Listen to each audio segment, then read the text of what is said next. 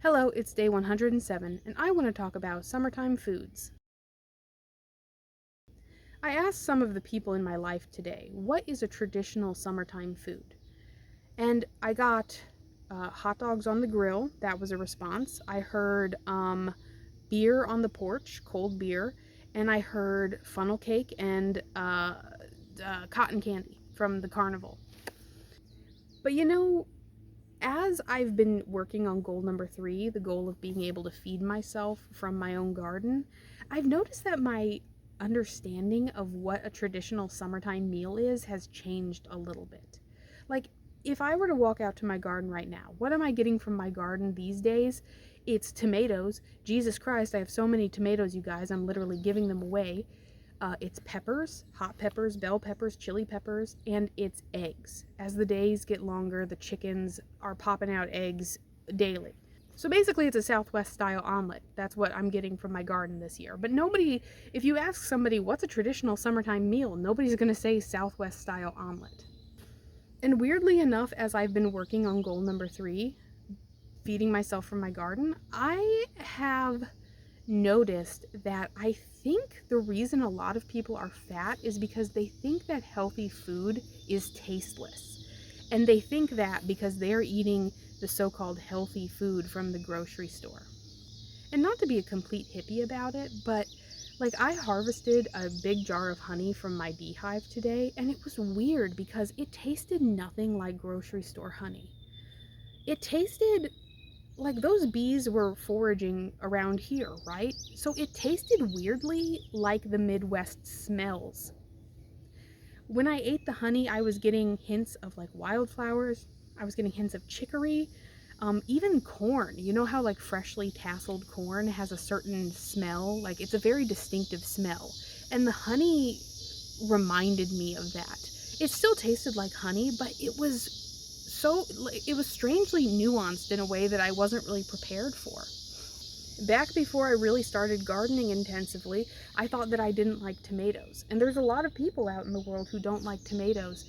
But I realized that it's not that I don't like tomatoes, it's that I don't like tasteless, bland tomatoes that were picked while green and ripened artificially before being shoved in a truck and shipped to the middle of nowhere in like the middle of December.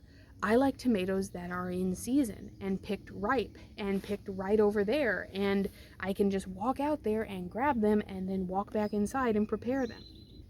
Eggs from a farm, like a small farm flock, a free range flock, taste completely different. Cucumbers. You know how at the store you pick up a cucumber and it's kind of waxy feeling? No, it's not. You walk out there, cucumbers are so wonderful and fresh and cooling. People complain about having to eat salad. I love salad, but it's gotta be fresh lettuce. It's gotta be chopped up right there on my counter after I picked it up like just a few minutes ago. And it can't have one of those nasty, thick cream dressings. Ranch dressing can go throw itself off a cliff for all I care. It's gotta be like a very light, fresh vinaigrette. I guess what I'm trying to get at today is it's a little bit shocking to me that healthy food is actually really delicious. And I feel so terrible for people who will never realize that because they're so caught up in eating the bland mass-produced foods that were like shipped in a refrigerated truck. Do you know what I mean? I feel bad for the people who don't understand that seasonal, like eating things in season is so important. I feel bad for the people who think that blueberries are supposed to be like this frozen mass in the middle of a plastic bag. Do you know how many wild mulberries are in the woods behind me?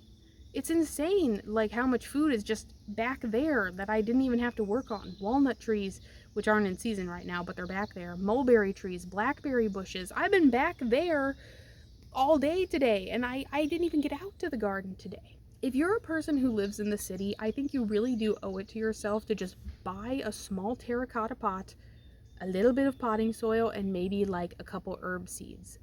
Grow yourself a tiny little basil plant on your windowsill and pick a leaf of that and throw it in your pasta sauce. Just do it. Just do it. It's gonna change your life, I promise you. Even if you're somebody who thinks you can't grow something, I bet you can. If all you have to do is pay attention to one plant You can do it, I promise, and your life will be better for it. That's what I want for you. That's what I want for everybody.